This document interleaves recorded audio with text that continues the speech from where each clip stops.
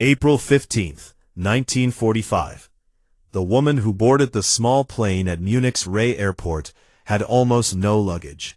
Eva Braun, 33, had spent the previous week burning letters and personal documents at Hitler's mountain retreat, the Berghof, in the Bavarian Alps. She had been ordered to stay there to wait out the war in relative safety, while Soviet troops closed in on Berlin from the east and American forces arrived from the west. Instead, she was flying directly into the dying capital of the Third Reich. The pilot tried to persuade her. Berlin was under constant bombardment. The flight itself was dangerous, the city even more so. Eva listened politely, then insisted that she disembark. She had made her decision weeks, perhaps years ago, and nothing would change it now.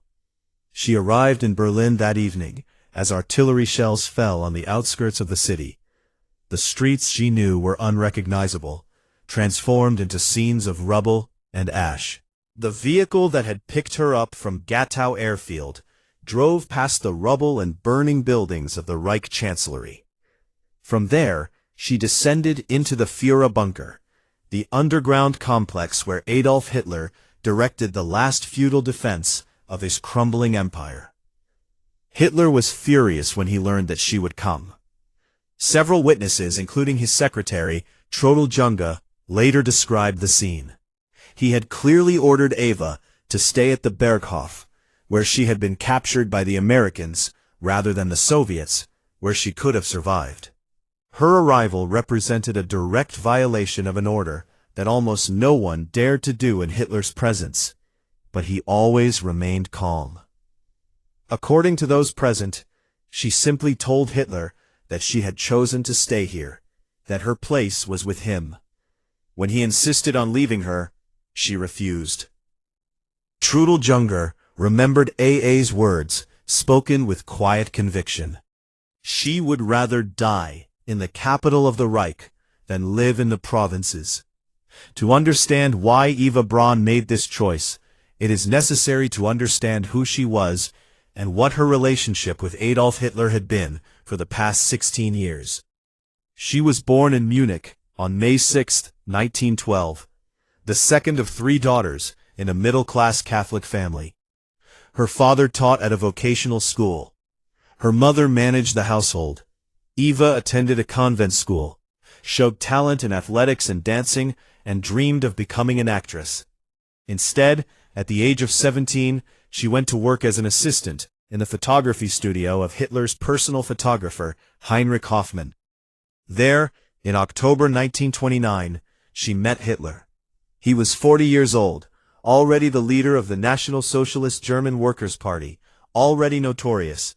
She was 17, blonde, athletic, and loved movies and fashion. Hitler, whose public persona emphasized his isolation for Germany, began to visit the studio frequently.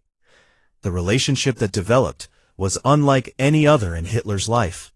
He kept it almost completely secret from the German public, while he developed the image of the only German leader to marry, a man who sacrificed personal happiness for his people. Eva lived in a strange, shadowy world. She was not his wife. She was not publicly acknowledged. She was not invited to official events. She was present at the private stages of his life in the Berghof, essentially invisible to the millions who worshipped her.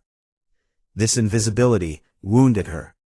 In November 1932, she shot herself in the chest with her father's pistol. She survived. The suicide attempt succeeded in gaining Hitler's attention. He visited her in the hospital, bought her a house, gave her an allowance, but the basic nature of their relationship did not change. In May 1935, she tried again, this time taking an overdose of sleeping pills. Once again, he survived. Once again, Hitler responded with gifts and attention, but not with public recognition. He installed her in the Berghof, where she served as hostess for his private gatherings, but she remained unknown to the German people. What kept Eva in this relationship? The question haunted those who knew her, and has puzzled historians ever since. She was young, attractive, athletic. She could have married, had children, lived a normal life. Instead, she chose this strange existence, waiting for a man who kept her a secret, who disappeared for months at a time, who would not give her the conventional life she sometimes said she wanted. Her diaries and letters, most of which have been destroyed, but some survive, suggest a complex mix of genuine devotion, stubbornness, and perhaps a need to be connected to something larger than herself. She wrote about loving Hitler, about the pain of his absence, about jealousy when he paid attention to other women. But she also wrote about her character, about being important to him, about being needed. Those who knew her described her as surprisingly ordinary in most respects. She loved movies, especially American ones that were officially banned. She enjoyed sports, especially skiing and swimming. She took thousands of photographs and hours of home movie footage documenting life at the Berghof that official Nazi propaganda never captured. In these films, Hitler appears to be playing almost human, entertaining guests, relaxing on the mountain with his German shepherd Blondie. But Eva also bore witness and participated in the machinery of the Nazi state. She was present in the Berghof when military decisions were made, when orders were given that would result in millions of deaths. She profited from the government's loot, wore jewelry and furs taken from Jewish families. She lived in luxury while Europe burned. By April 1945, that world was ending.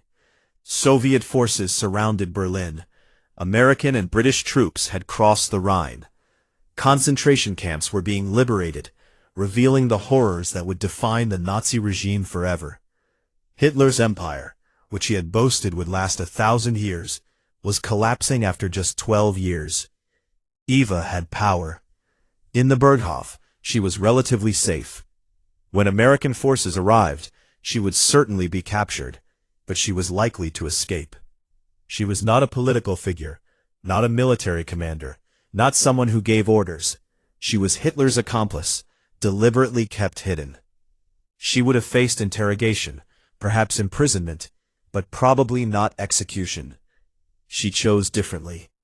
The journey from Munich to Berlin on April 15th was unimpressive. She had been preparing for weeks, burning documents, organizing her belongings, saying goodbye to friends, and she knew exactly what she was choosing. Several people tried to dissuade her. Her sister Gretel begged her to stay. The Berghof staff pleaded with her. The pilot who had taken her to Berlin warned her. She ignored them all. When she arrived at the bunker, she found a world in its final throes. The complex consisted of 2 levels, the upper WWII bunker and the lower Führerbunker, connected by a spiral staircase. Concrete walls several feet thick protected the occupants from the bombardment above. Electric lights were constantly on in the windowless rooms. The air was stale, recycled, thick with cigarette smoke, despite Hitler's aversion to smoking.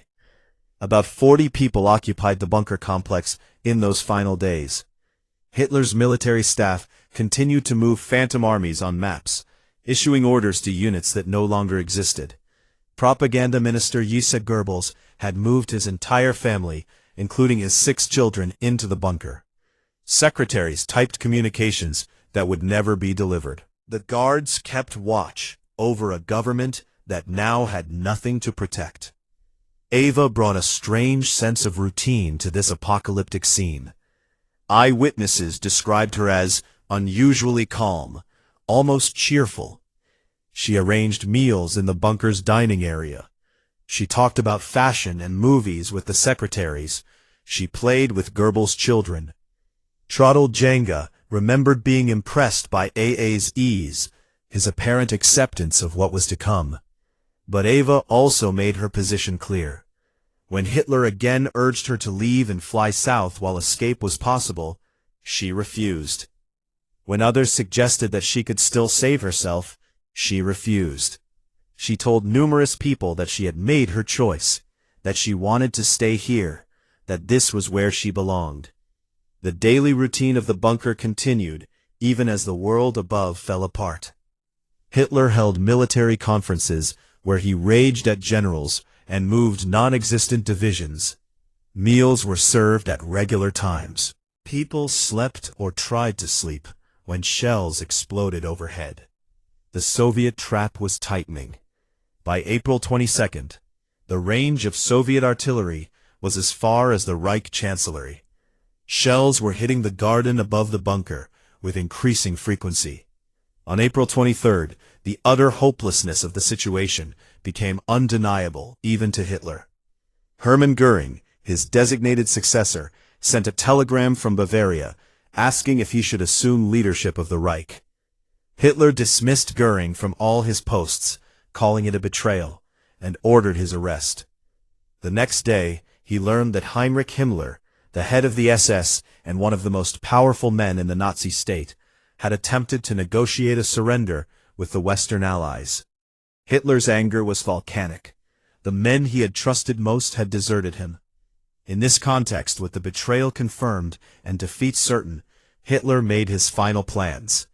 The exact conversation between Hitler and Eva about dying together was private. No witnesses recorded it, but the decision was made, and both knew what it meant. On April 28th, Hitler learned that Mussolini had been captured and killed by Italian sympathizers. His body was hung upside down in a public square in Milan for the mob to abuse. The news deeply affected Hitler. He became obsessed with ensuring that his body would not suffer similar desecration. He gave detailed orders on how his body was to be cremated after his death. That same day, he decided to marry Eva Braun. The decision shocked those in the bunker. Hitler had maintained for decades that he would never marry, that his duty to Germany precluded personal attachment.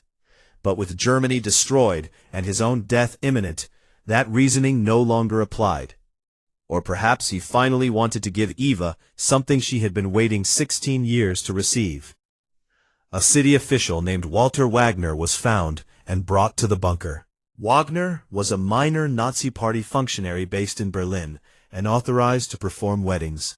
He arrived in his folk uniform, along with a hastily assembled militia of old men and boys who represented Germany's last defense. The ceremony took place after midnight on April 29, which technically made it the morning of April 30th. The location was the bunker's map room. The witnesses were Josef Goebbels and Martin Bormann, the two most powerful men left in the Nazi state. Trudel Junge waited outside to type up the marriage certificate. The ceremony was brief, almost impromptu. Wagner asked the required questions. Hitler and Eva gave the required answers. When Eva signed the marriage certificate, he began to write Eva Braun, then crossed it out and wrote Eva Hitler, Gabi Braun, Eva Hitler, nie Braun. Her hand shook slightly as she wrote. It was the only outward sign of emotion, witnesses noted. A small reception followed the ceremony. Champagne was served, a rare luxury in the besieged bunker. Eva wore black. Hitler wore his usual uniform. They sat together on a sofa in the small room, accepting congratulations from the bunker's occupants. Traud Junge recalled the scene as if it were real, the wedding ceremony taking place underground as Soviet shells exploded overhead, and Soviet soldiers fought their way down the street. The celebration did not last long. Hitler soon retreated to an adjoining room with Trudel Junge to write his personal and political testament, his final words to history. In these documents, he blamed the war on an international jury, accepted no responsibility for Germany's destruction, and appointed Admiral Karl Drenth as his successor. He also formally acknowledged his marriage to Eva Braun and stated that they had chosen to die together rather than face the shame of surrender.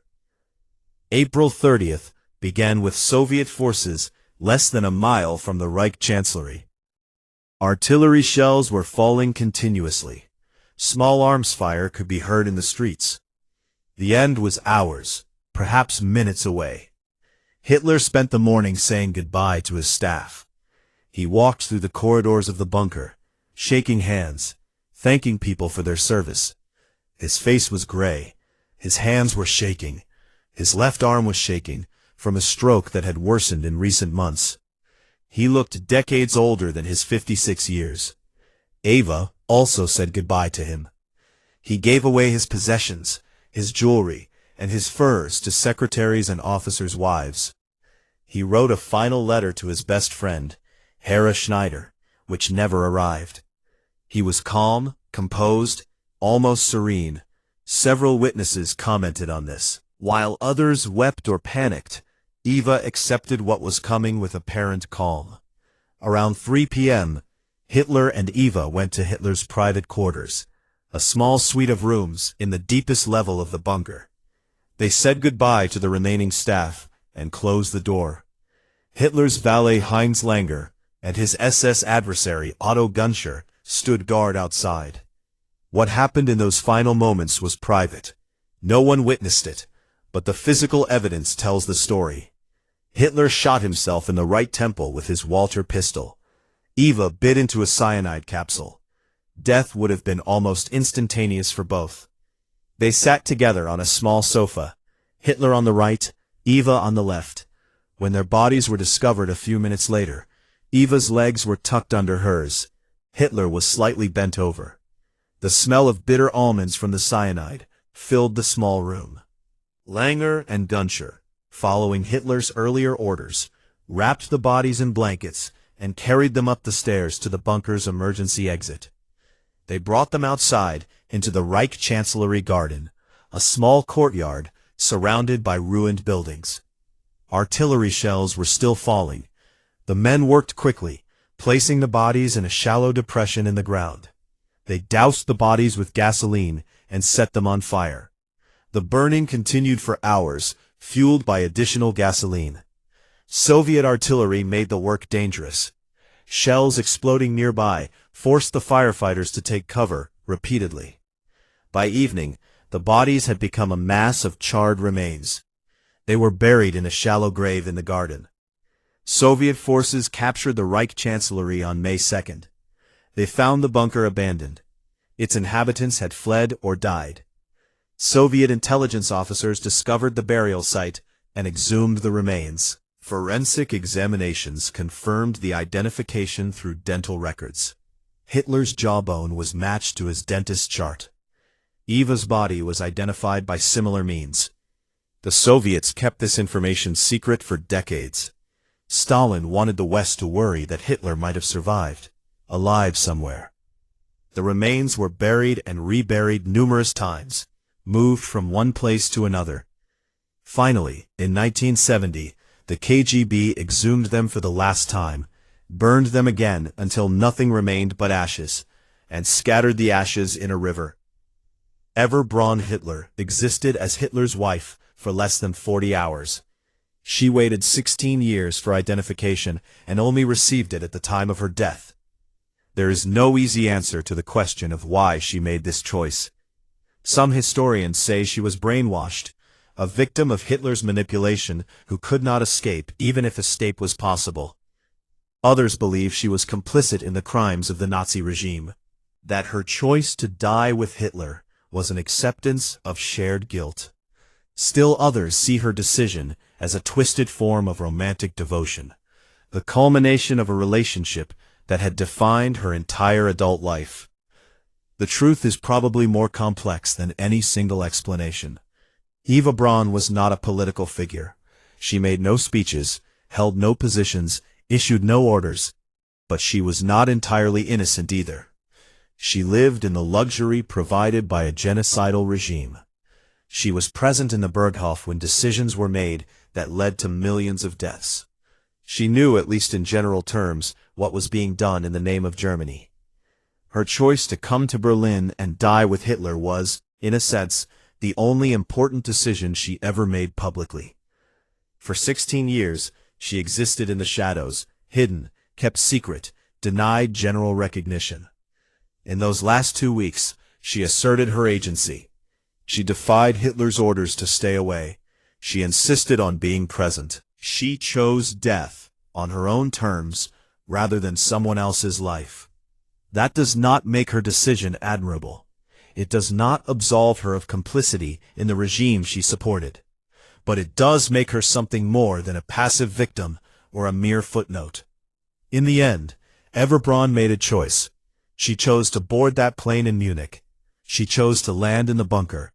She chose to marry Hitler when escape was possible. And she chose to bite that cyanide capsule on the afternoon of April 30th, 1945.